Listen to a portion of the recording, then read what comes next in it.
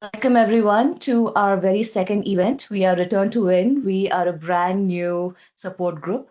Our focus is to help Indian women get back to work and help them on their journey by equipping them with practical, actionable information that they can use right away for the return to work journey. Today we are discussing mentors. Our two panelists are experienced mentors who have helped many people on their journey, and we are learning from them how to select a mentor and how to make the best of their knowledge. Ayushi, we'll start with you. Would you like to introduce yourself? Sure, yeah. I've been working in Microsoft for like 14 years now, and started my journey as an intern. And now today, there's an echo. Yeah, so started my journey as an intern in Microsoft, and I've been here since. And throughout my journey in Microsoft, I think one thing that has benefited me is mentors, and growing and learning lots of new skills and looking at things from a different perspective. So I'm looking forward to sharing more insights here. Thank you. Gandhi, would you like to introduce yourself? Yeah. Give me 1 second. Are you able to hear me? Is it unmuted? Okay. Yeah, I have not been a single org. I've moved across a lot. I have close to 13 years of experience in the telecom space. I worked across different telecom carriers, and now currently I work for Twilio, who's a communications platform as service. And Yeah, and having a mentor, I have a mentor even now, and even the mentors have changed, so I definitely want to share about that too. But having a mentor is definitely something that has helped me not repeat mistakes that people already have. So it's something that's I look at it like a lighthouse, someone who kind of guides you through when you're really not when you're really not sure about what path to take. So I'm definitely excited to be here and share what my thoughts are. Thank you, Gandhi and Ayushi. We're so glad that you're here and you're helping us to guide our returners.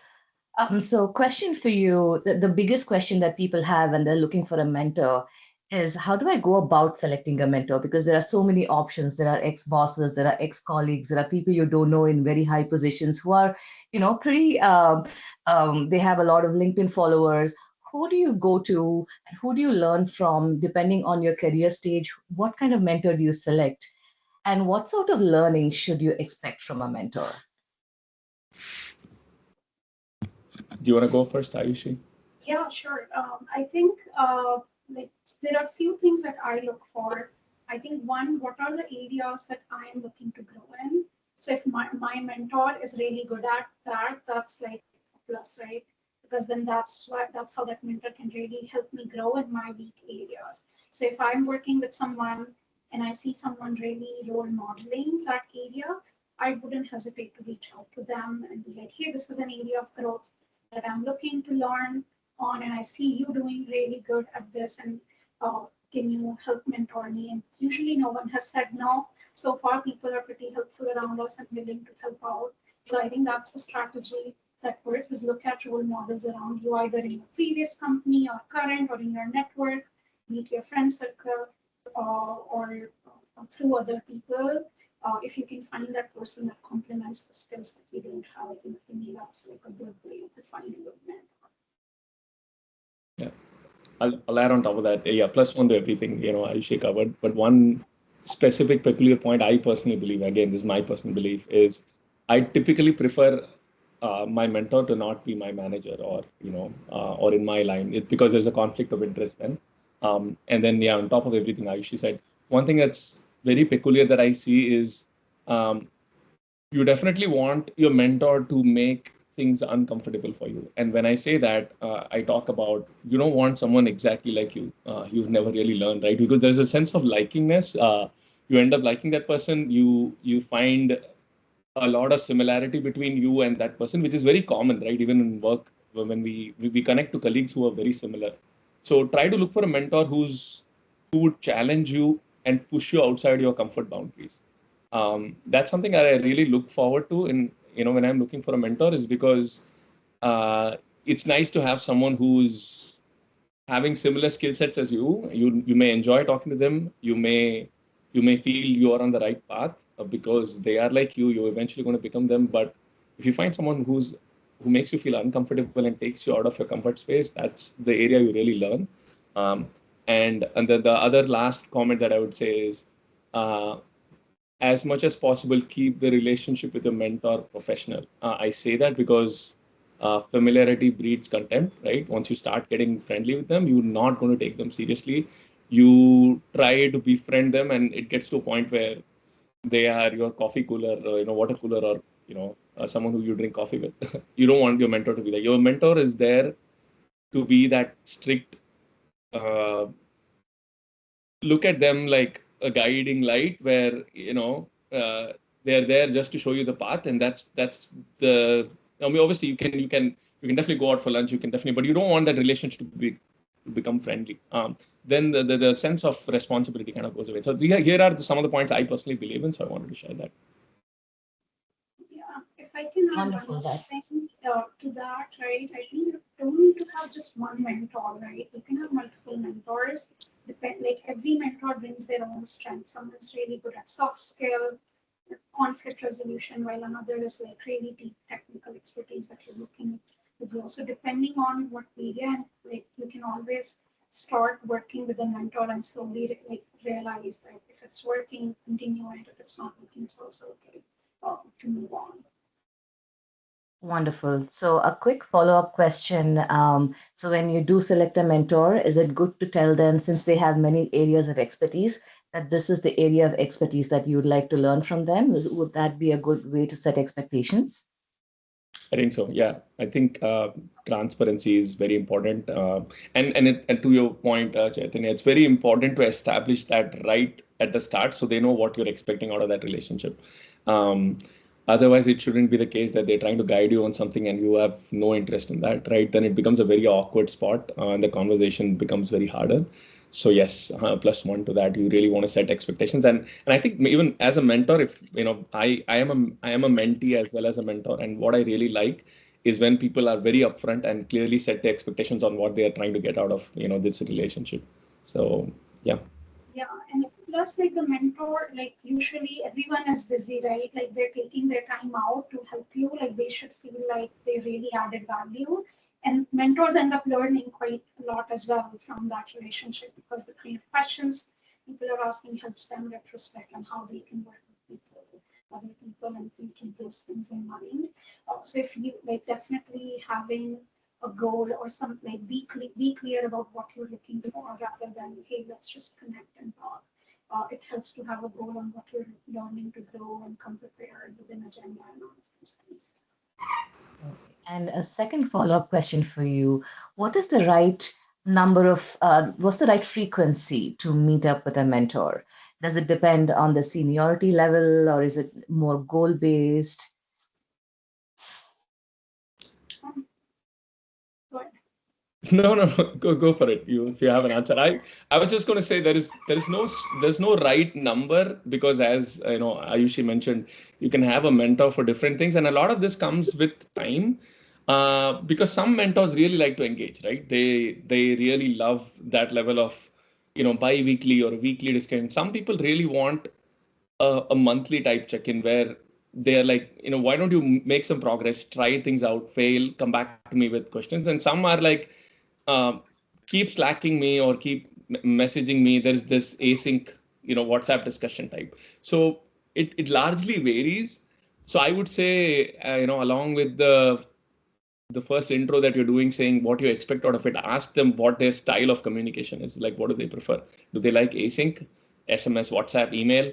Some people really love emails because it gives them a chance to respond at their convenience. So remember, when you're a mentee to someone, you are on their clock. They are not on your clocks, right? So you want to ask them what they prefer. Sometimes they like emails because they can respond to several topics at once.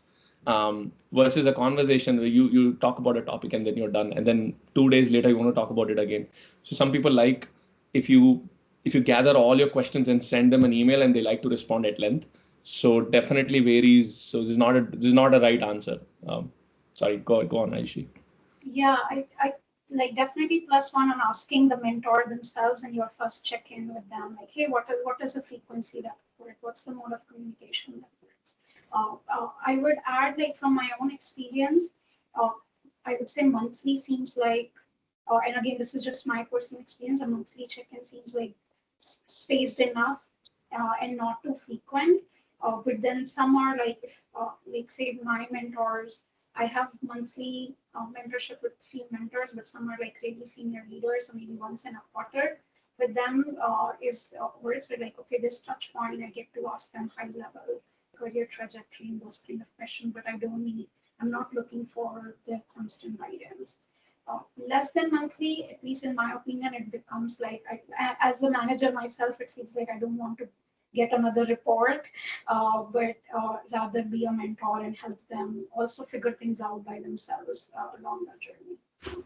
Yeah. And one more thing I want to add, you can change this too. Let's say you're Yeah, in between jobs, you're interviewing in another place, and you have 6 interviews lined up over the course of next week. You can tell them that you want to talk to them after every interview and gain some guidance. So for the next week, make yourself more available for me. I think that's something anyone would appreciate, right? yeah, So it totally varies. It's up to you to build that. And the better the rapport that you're able to build with your mentor, the more flexible things become. And that's true of yeah. any human nature, right? And Um, I think like you can also ask for on-demand sessions, right? It's not like you'll be tied to that frequency. I have mentors that sometimes, like even though we meet monthly, like in a week, it's like I'm in a crisis situation and I really need some guidance. And then like they are the people you resort to, and they're always willing to accommodate if you help them understand, right? So it's all about if you build that rapport with them, and they're also willing to help you out. You can always you don't need to stick to that frequency. Wonderful. So these are some great tips for mentees to ensure that they're setting level expectations, setting transparency. From a mentor point of view, what do you think of mentee etiquette? For example, what should mentees not do? uh, you know, I personally, until the rapport is established, try not to get to know your mentor's personal life unless and until they are willing to share. That's something that's very important because you have to really understand what the other person, what kind of relationship they want to establish. And the reason I say this, I have had mentors who like to go out to drinks with me, share their personal life.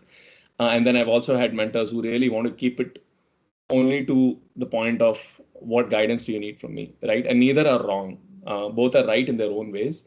So I think understanding there is this slight balance to it. So understanding that early on is very important because that pretty much is a stepping stone for how your rapport builds with your mentor. It can make it or break it. You don't want to be too nosy, but you don't want to be too disinterested. So there's a fine balance to that. That's something that I would say I personally prefer is you want to really define how that relationship, and it takes time, right? Sometimes 3 months is enough. Sometimes even a year is not enough. So it varies by your mentor's relationship with you. So definitely try to strike a balance on that relationship and try to be respectful of their time. That's definitely something I would say. If you tell them I'm going to meet you at 12 and they join a Zoom call, be there at 11:59, not 12:05, not 12:07, because that's how you build the rapport by showing respect and showing value for their time. So that's something I would say the general rule of thumb: be punctual, be respectful, be very precise in your questions. Don't ask them vague questions. How can I grow up in my career? No mentor wants to answer that question. So be very specific. Ask them questions that you personally would like to answer. Don't ask them vague questions. So yeah, those are some of the things I would say, for mentees. Yeah, I think I'll add on, like totally agree with most of it, and I'll add on to it where like coming prepared with an agenda, right, is always helpful. Uh, Telling, like giving them an update from the last time, like it doesn't feel like they're talking about the same thing again and again, where it feels like there's progress or it's a different topic or something. And then I think like the other thing I would say is uh, like kind of making sure that you give them enough context, but you come prepared to listen. Like it's you're not like if it's a 1 hour conversation, you're not telling them every detail about that situation that they don't need to guide you. Some like mentors are really good, like they can understand the right necessary level of details. So I think that is the other thing. How do you really come into the conversation and provide them all the right context to give you the right direction on certain things. Wonderful. And what do you think about, you mentioned updates. So what way do you like to receive updates? For example, do you like to receive an actionable update, like a quantified update, or would you just like to hear, in just a conversation, how your teachings have been applied? Yeah, I think just a conversation is good. Like, say, if they gave a pointer about, like, hey, this is how you can approach this situation. And then the next time, like, hey, I tried this, it didn't work, or I didn't try it completely, but I found this challenging. Kind of following up and following through on it makes them feel heard and like they know that, yes, like whatever they're helping with, and allows them to adjust the way they should mentor. Because mentoring is a skill, right? Like, it's like it's not like you're just telling about how you go about your day. It's a skill. How do you really help the other person understand what they're not seeing in the current situation? They might be really unhappy with their manager and like feeling like, but the real good mentors help them understand like a different perspective where like, no, like this is why your manager is saying these things, and this is how you can look into this and change things from your perspective. So sometimes it takes time for mentor to also adjust and to the mentee and get to the point to make sure they're giving the right framework in the right way. So it helps if a mentee comes back with like, yes, this is what happened, this is the challenge I in, and it's okay if you didn't, like that's also totally okay. But giving some update definitely helps the mentor to be better at their role. Okay. Now, many of the people who are in our group are women who have taken a career break for either for childcare or elder care or visa issues. So, how can they use mentors to help return back to work? Rather, what advice do you have for them in terms of selecting a mentor? Because they're probably out of touch with their ex-company people for a while. How can they get back in touch? How can they use them in their return to work journey? I think the first thing that comes to mind is find someone who's in your field of work, can tell you what is going on in the industry today, what are recruiters looking for, what are the kind of roles that they should be looking to apply for. Like just getting started with that base understanding. So find someone either from their previous company or other people that they can find in the same field of work that can guide them to get started and find the right roles to start applying for. Yeah, I'd say try, especially if you're trying to get back, obviously there's been a break in your career. I'd say try talking to as many people as possible initially, because you really don't know who things are going to click with, right? And if you go one at a time, you're going to lose a lot of time, which you're already, are running behind on. So start with, let's say, 5 or 6 people, and then see who do you more relate to, or who relates more to you in terms of your journey and what you seek out of it. And let the first session be a very clear session on what your journey has been, where you are right now, where you want to be, what some of your strengths and weaknesses are, and let them tell you if that is something that they can work on. If not, move to the next person. The reason I say this is, um, if someone's really had a career break, right, and this applies obviously to women because they go through so many different phases in their life which a lot of men do not go through, like giving birth to a kid and coming back out of postpartum. These are very hard things. I've seen that personally. So at that time, a lot of them are really very short on time. They really want to make use of every week, every month, and try to get back to being busy. And I say being busy because uh, when you really don't have anything to do, that itself is pretty challenging. People want to go back to work and get a sense of belonging, where they feel that their times of some essence. So at that time, when you really are short on time, make sure you try being very clear and very specific There is no need to have any emotions of will someone feel bad about what I say. None of that matters. Be very specific on facts. Here's what I want out of this, and try to talk to as many people as possible and narrow down on who relates to you as well as who you can relate to, right? Even if that's 1 or 2%. And that is going to save you a lot of running around, and understanding that you're on a wrong journey if you start with 1% at a time. And then it is very, very important to keep first do the research on what exactly do you need, because this is one common thing regardless of for a woman or for a man or for anyone across in any industry, is if you don't know what exactly do you need, uh, your mentor cannot help you. I think you need to know what you need. What the mentor can help you with is how to achieve it and how to avoid pitfalls. Because the biggest thing any mentor has added to me personally is the one statement that have stuck with me is, you don't have to repeat mistakes that I have already made. You can learn from my mistakes. You don't have to make fresh mistakes of your own. So that is something that you can really, really hone in and take advantage from mentor of. So I would say, yeah, if I have to quickly summarize, start with many people, try to find who you can relate to and who can relate to you. It has to be a bi-directional relationship. Write down what you exactly need, set clear expectations, and then start iterating every month, every week. Make mistakes, learn from them, take those mistakes to your mentor, let your mentor guide you, and then keep that relationship going. And you have to be consistent. This is not going to happen in 2 months or 2 days. It's about consistency. Even after you get a job or if you go back to work, continue that relationship, because this is an ongoing thing.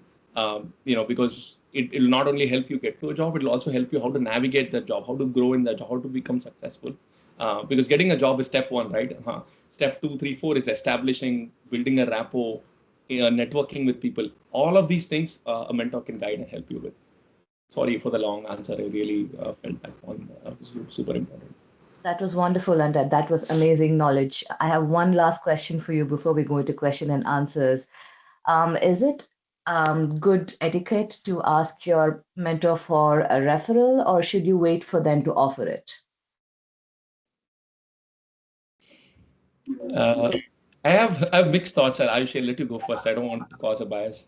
Yeah, I think it's mixed, right? You really need to you need to understand like how much you know them from before, like also impacts. But I think it's okay to ask, I would say, because like if say you are a person who's really looking to return to work, and the biggest challenge in your mind is how do I secure a job? How do I find the right roles? Like from my opinion, it's okay to ask and but then be prepared. Like they might ask back, or they might want to make sure like they refer you only if they see fit. So it's okay if they, but maybe don't start from it as like that relationship is like you're not building that relationship just to get a referral. If that's your goal, then just do that, right? Don't go into mentorship, just ask for a referral. But if you're really looking for mentorship, then I think try and help them understand, and you can wait a little to see if they offer, or otherwise if like you really want it, then you can go and ask. Yeah, yeah, very, very similar thoughts as what Ayushi mentioned. I think you have to really understand what is more valuable, the mentor relationship or the referral. Because if the first meeting, the first thing you're going to do them is ask for a referral, then you're putting your mentor relationship at jeopardy, because you're literally telling them, all I'm trying to get out of you is this referral. But it's not to say that you cannot ask, but you have to build that rapport, enough to the point where, um, and again, be honest to yourself. Are you really trying to have them as your mentor for being a mentor or for a referral? If it's a referral, don't even introduce the term mentor. Just reach out to them and say, I need a referral. If it's a mentorship, then say it's a mentorship. I want to continue this mentorship. Stay consistent and say, what do you think of this job? Do you think, given my experience, my goals, or my discussions with you, do you think I'm ready for the job? Ask them that question, because then they feel a sense of accountability, that you are really valuing them, and they can guide you and they can say, I think you're ready, go ahead and apply. And that would be a very a good segue to ask for them, can you refer to me for that? If they say no, you need to wait for it. Ask them what the reasons are, because they might actually have legit reasons for you to not apply for something just for random. So make it look make it look sincere and genuine as opposed to, yeah, if you really want a mentor or a referral, ask yourself that first, is what I would say. Wonderful. Thank you, Ayushi and Gandhi, for all this amazing information. I think they're all very actionable and practical. And I myself will be applying some of this knowledge when I go seek another mentor soon. I do want to tell our listeners that you don't have to wait to be an expert in a field to be a mentor. You can start small. There's always somebody who wants the information that you already have. So you can start small. It doesn't even need to be in your direct field of expertise, whatever you're good at. Get started, get your confidence, make sure that you're helping somebody. And the way things usually work, when you help somebody, you get helped in some way as well. The universe works in that way. So, just don't tell yourself that just because you're a returner, you don't have a job, you can't be a mentor. There's somebody who needs the information that you already have. So start sharing, start reaching out. Wonderful. This is all we have today for our content. Any questions for our mentors today?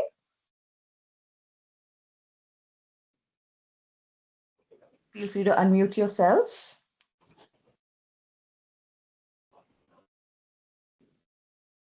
I have a question. So, yes, you also mentioned that, how do I know that I am ready for a mentor? I'm starting out, I'm confused. Where do I start? Maybe I need a mentor, yes, but what do I tell them? Because I need to go to them with an agenda. I think sometimes you really don't need an agenda. That is fine too, at least if it's for the first meeting. And you don't have to be ready for having a mentor. Personally, I feel everyone needs a mentor. Even the mentor needs a mentor. So you can literally go to someone and say, and let me use that as a segue to answer this, because I might not get time. So let me go and show this. Let me know when you see my screen. Are you able to see my screen? Yeah. Yes. Okay. Okay. Do you know these people? Uh, and I Yes. was Yes. can't see them, so, but just tell me. Feel free to unmute yourself and tell me if you know these people. Yes, of course, I Yes. guess. Bill Gates, Mark Zuckerberg, Barack Obama, and Oprah Winfrey. Do you know what's the reason I have this slide? Here are the mentors for these people. What does this tell you? Even the greatest of the great needed mentors. So everyone, any point in time, everyone should have a mentor, and there is no way, as in, there's nothing wrong about it. Like even Bill Gates needed Warren Buffett as a mentor when he was starting Microsoft. Mark Zuckerberg had Steve Jobs as a mentor until he passed away. Um, Michelle Obama was Barack Obama's mentor when they started in law school. How interesting is that? And then Maya Angelou, she's no longer here in this planet, but she was Oprah Winfrey's mentor. So even the greatest of the great needed mentors. So there's not a perfect time to start. Everyone, there's no harm in having a mentor anytime. I think that That's go on, sorry. sorry, I was adding to that. I think, yeah, if you don't have a mentor, you probably need to answer. Totally agree with that. And I think sometimes you need to upgrade your mentors as well as you grow, right? Like a mentor can come with an expiry date at times. They're like they're good for this certain like of journey. Now you've grown into that skills you've got, you've achieved your goal, and like it might help to keep finding new mentors and new people so that you just learn from varied perspectives and not keep going with that just one mentor and after a while you need to get a new switch. That's wonderful. Thank you so much, Ayushi and Gandhi, for all this information, and thank you for your time. If there's any more questions, we'll take them. Otherwise, we'll see you in about 2 weeks. Please follow us on our website, returntowin.org, for the next event, which will be 2 Fridays from now. Sandhya will be having the event on how to select a bootcamp. We'll see you in about 2 weeks. Right. Thank Thank you you so all. much. Thank you. Thank you. Thank you. Thank you. Bye.